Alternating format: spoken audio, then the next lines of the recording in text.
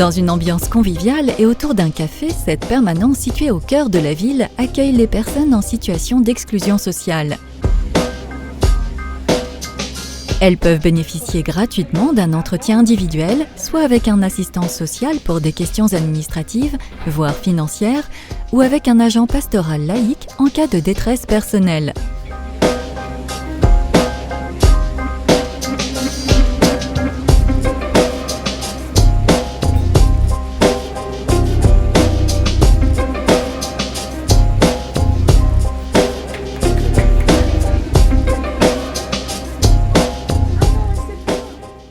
Un réalisateur sri-lankais, réfugié en Suisse depuis 5 ans, nous confie ses motivations pour venir à la permanence. On a beaucoup de problèmes. La vie, la mort, l'argent, et puis l'appartement, l'emploi, etc. C'est ça, on n'est pas trouvé tout seul la solution. C'est pour ça que on a besoin d'aide, on a besoin de solidarité. J'ai vu une situation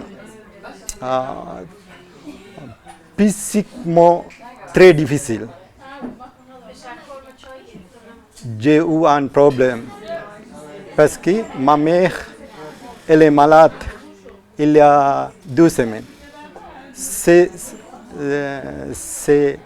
très grave. Elle est malade. Mais je n'ai pas beaucoup d'amis en Suisse. Je vis tout seul. Je n'ai pas partagé mon problème avec quelqu'un. Mon rôle, c'est d'avoir des entretiens courts avec les personnes qui se présentent à la permanence. Donc dans un premier temps, c'est d'identifier la demande.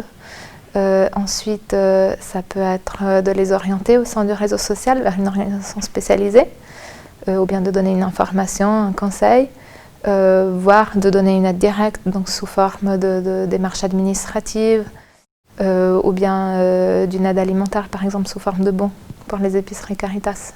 C'est même très surprenant à quel point les personnes arrivent à créer des liens malgré les différences culturelles, malgré les problèmes de langue, parce que beaucoup ont un français très très limité. Malgré les difficultés liées notamment au permis de séjour, le logement, la précarité financière ou la maladie, les habitués du lieu partagent des moments de solidarité et des riches échanges intergénérationnels et interculturels.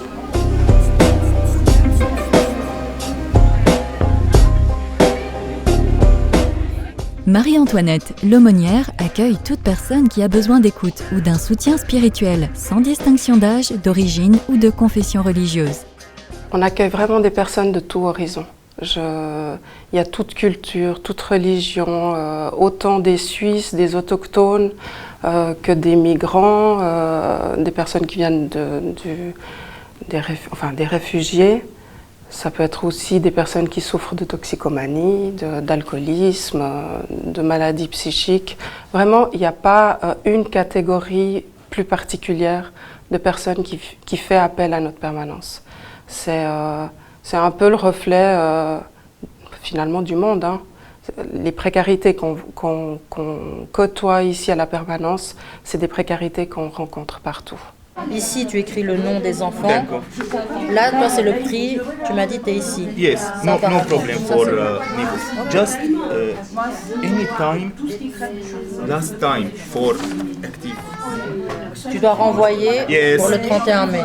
D'accord. Ce que les gens nous confient, c'est qu'il y a très peu d'endroits où justement ils peuvent se confier. Ils peuvent déposer ce qui les touche, parce que souvent ils ne parlent pas la langue ou sont très peu écoutés parce qu'il n'y a pas le temps.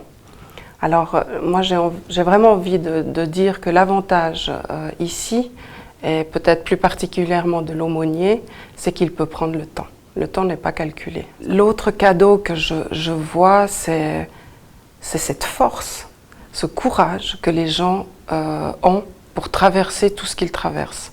C'est une population agréable, qui a besoin d'être accompagnée, mais on sent qu'elle a qu'elle veut avancer. On le sent très très fort.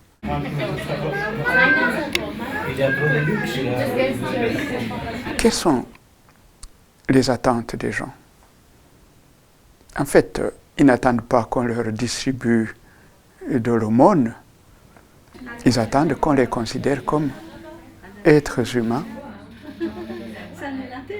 Anna Maria, d'origine argentine, est arrivée à Payerne il y a 37 ans.